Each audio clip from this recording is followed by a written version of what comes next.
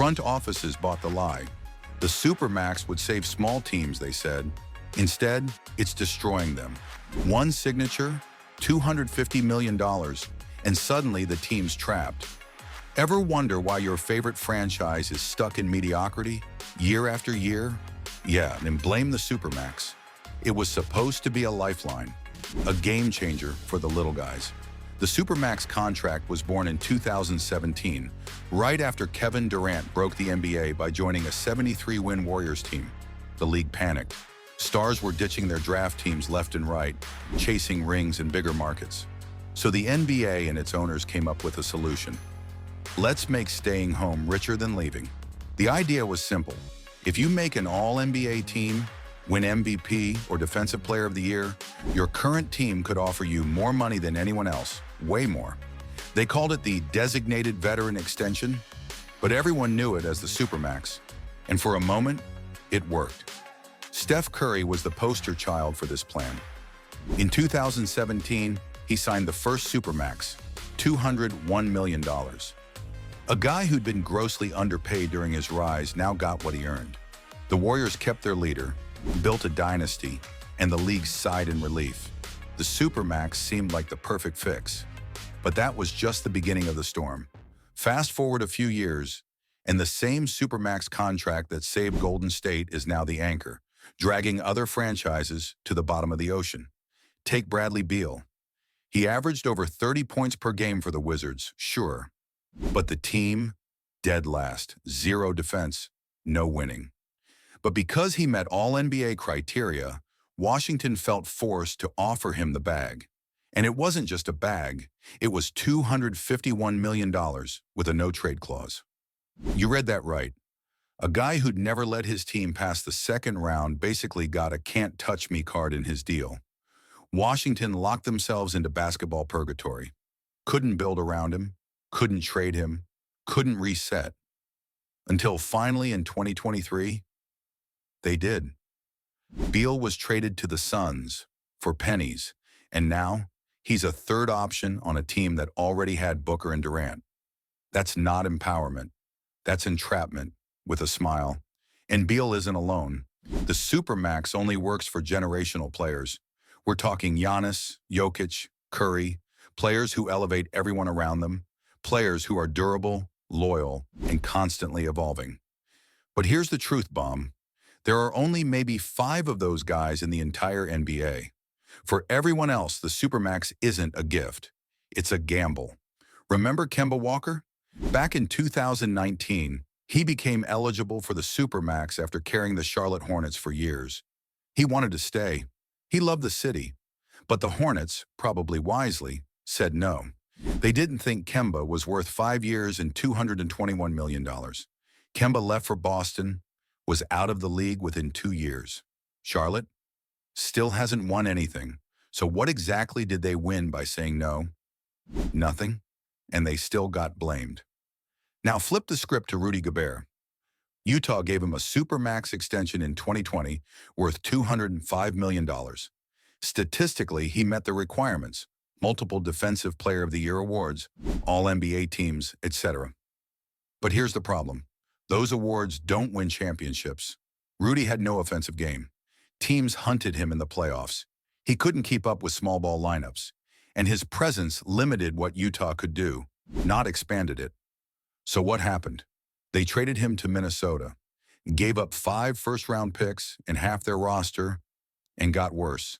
Now the Timberwolves are locked into a pairing of Gobert and Towns, both on Supermax deals. And yet, it's Anthony Edwards who's now the real face of the franchise. It's become a pattern. Small market teams feel cornered. If they don't offer the Supermax, the star leaves and the fans revolt. If they do offer it, they're stuck with a massive contract that cripples their flexibility for years. And even when they get it right, like Milwaukee re-signing Giannis, the threat still lingers. Giannis, despite being the model Supermax player, still hints that he might leave if the Bucks don't keep winning. So what did Milwaukee really secure? A promise? Or just a delay? That's the trap. The Supermax was designed to create loyalty, but it just created leverage. Because here's the brutal reality. NBA players hold all the cards now. The moment someone makes All-NBA, general managers are on the clock. If they don't act fast, extend them, cater to them, build around them, the narrative flips instantly. The organization is disloyal. Players can hop on podcasts and question their role. They can tweet cryptic emojis and get ESPN buzzing for a week. They can request trades while still under contract, and the fans will often side with them. The balance of power? Completely shattered, and the damage is everywhere. Look at the Minnesota Timberwolves, the Washington Wizards, even the Portland Trail Blazers. Franchises that should be rebuilding or retooling are instead stuck. Not because of lack of talent, but because of the deals they couldn't afford to walk away from. And somehow, it gets worse. Because when teams finally do walk away from the Supermax trap, they still lose. Look at what happened with Damian Lillard. Portland gave him everything. The keys to the city, a Supermax extension worth over $225 million. And for years, Dame said all the right things. I'm loyal. I want to win here. But as the team spiraled and the wins dried up, that loyalty faded. Eventually, Lillard wanted out, and suddenly Portland was negotiating from a position of zero power. The guy they paid to lead their future was gone, and all they got was a few assets, a PR headache, and the realization that loyalty in the modern NBA is as temporary as a Twitter trend. And this is the core issue. The Supermax rewards resume, not reality. It's triggered by accolades, all NBA, MVPs, Defensive Player of the Year, not actual playoff performance or team value.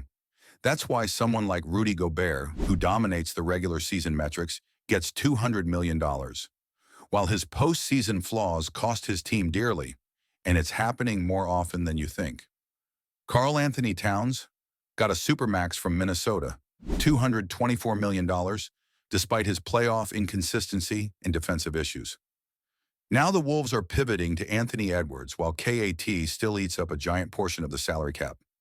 Even Devin Booker, undeniably a great player, is now on a Supermax deal in Phoenix, $234 million. But with Beal, Durant, and Booker all locked into massive contracts, the Suns have zero depth, no draft capital, and one shot to make it all work before the window slams shut. This isn't a coincidence. This is the cycle. Overpay a star, lose flexibility, underperform, trade the star, start over. The Supermax, in theory, was about retention, but in practice, it's just about delaying the inevitable. Because players no longer feel bound by their contracts. They've realized, if I want out, I'll get out. And the GMS know it too. That's why the Knicks didn't offer Julius Randle a Supermax. That's why the Celtics hesitated before giving Jaylen Brown the richest contract in NBA history, $304 million. Because they've seen what happens when you hand the wrong player the wrong deal. You lose control of your own franchise. And that's what this really comes down to, control. Supermax contracts were supposed to help small market teams regain control. But now, they've given that power straight to the players and left teams in an impossible position. Let's talk about Oklahoma City. They could have given Paul George a Supermax. They didn't. He left. They could have chased stars to keep around Russell Westbrook. They didn't. They traded him. Now, OKC is thriving. They've rebuilt from the ground up, developed young stars like Shai Gilgeous-Alexander, drafted Chet Holmgren, and still have more draft picks than half the league combined. What did they do differently? They opted out of the Supermax cycle. They took the pain early, avoided the dead money, and built something sustainable. So maybe that's the new model. Maybe the best way to build a contender isn't to keep throwing money at names, but to invest in continuity, culture, and chemistry. Because here's the truth nobody wants to say out loud: the Supermax is broken, and nobody knows how to fix it. If the league removes it, stars will bolt to LA, Miami, or New York at the first chance. If they keep it, teams will keep gambling their futures on the hope that their star becomes the guy. Some have suggested tweaks. Tie Supermax eligibility to playoff success, not just All-NBA. Add team performance bonuses. Cap Supermax deals to a % of wins contributed, not just salary cap inflation. But each idea just creates more red tape, more loopholes, more controversy. Others suggest giving stars ownership stakes as incentives to stay. But that would only widen the gap between big and small markets, again making rich teams richer. So where does that leave us? Stuck in a system where a team offers $250 million just to say, "We tried." Where players take the bag, post cryptic Instagram stories, and leave anyway. Where fans invest years in a player's loyalty, only to watch them demand a trade to the team that just eliminated them. It's not just a money issue, it's a culture issue. Because the NBA has shifted.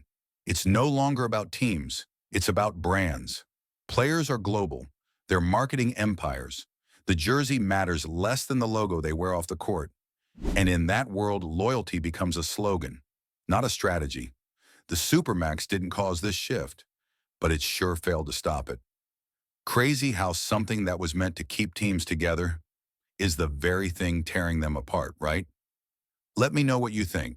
Should the NBA kill the Supermax or just fix it? Drop your thoughts in the comments. Like the video if this gave you a new perspective. And hey, hit subscribe if you're all about the game behind the game. Appreciate you watching.